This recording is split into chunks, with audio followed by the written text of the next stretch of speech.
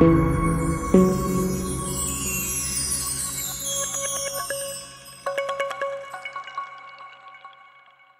Sheeba Daniel, Assistant Professor, Department of Chemistry, Holy Cross College, Autonomous, Nagarkoil. In this video, I am going to explain about the topic representation of stereoisomers.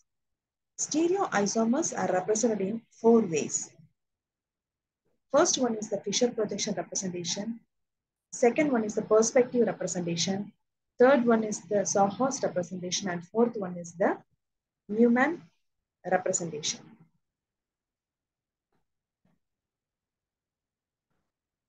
The first one is the perspective or flying wedge representation.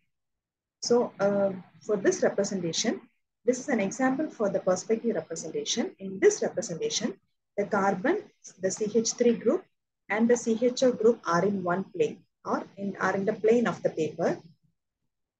The hydrogen OH group are in the out of the plane of the paper. This hydrogen means it is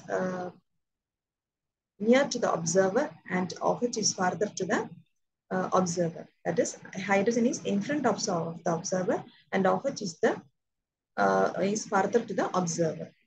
And this type of representation is called perspective representation. So the carbon, CH3 and CHO group are in one plane. The hydrogen, OH group are out of the plane of the paper. And the second representation is the Fisher projection representation. This representation was first introduced by the German chemist Emil Fischer. So in this representation, an asymmetric carbon is represented as a point of intersection of two perpendicular lines. That is, one line is a horizontal line. Horizontal line represents the bond which are out of the plane of the paper. And the vertical line represents the bonds or groups which are in plane. So this is an example for the Fisher projection representation. The center point is the chiral carbon or chiral center, and this is the vertical plane, and this one is the horizontal plane. So the groups which are in plane is represented in the vertical line, and the groups which are out of the plane is represented as the horizontal line. And this is the perspective representation of a compound, and this one is the Fisher projection of the same compound. So in this compound, the carbon CH3 group and the COOH group are in one plane, and it is represented in the vertical line. That is, the CH3, C and the COH group are represented in the vertical line, and the groups OH and the hydrogen are represented in the horizontal line. And this is another example for the perspective representation and the Fisher projection representation. So in the R plus glyceraldehyde, the CHO group, the carbon and the CH2OH group are in one plane, and it is represented in the vertical line of the Fisher projection representation. And the groups OH and the hydrogen are represented in the horizontal line of the Fisher projection representation. And the next representation is the Sawhorse representation. Sawhorse representation indicates the spatial arrangement of the atoms or groups on two adjacent carbon atoms. So for this type of representation, we need minimum 2 carbon atoms. And the carbon atoms are joined by a diagonal line. So this is the diagonal line, and this one is the lower left of the diagonal line, and this is the upper right of the diagonal line. So that is, the front carbon is represented in the lower left, and the back carbon is represented in the upper right of the diagonal line. And these are the groups which are present in the front carbon, and these are the groups which are present in the back carbon. So the bond angle between this is 120 degree. And this is the Sawhorse representation. This is another example of Sawhorse representation. Sawhorse representations can be represented in eclipsed conformation as well as staggered conformation. This one is the eclipsed conformation.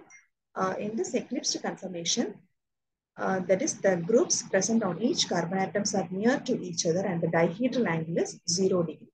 But in the staggered conformation, the groups present in each carbon atoms are far away from each other and the dihedral angle is 60 degree. And this is also the staggered conformation, and this one is the eclipsed conformation.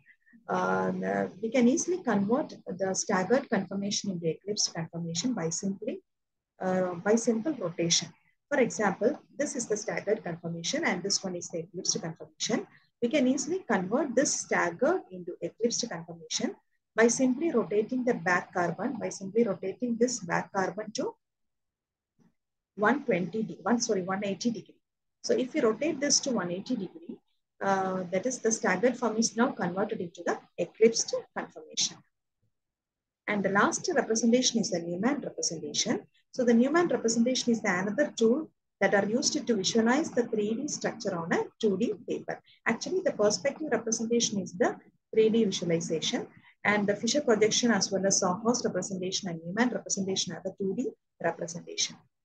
So Newman projections are mainly for determining the conformational relationship, that is whether it is staggered or eclipsed conformation.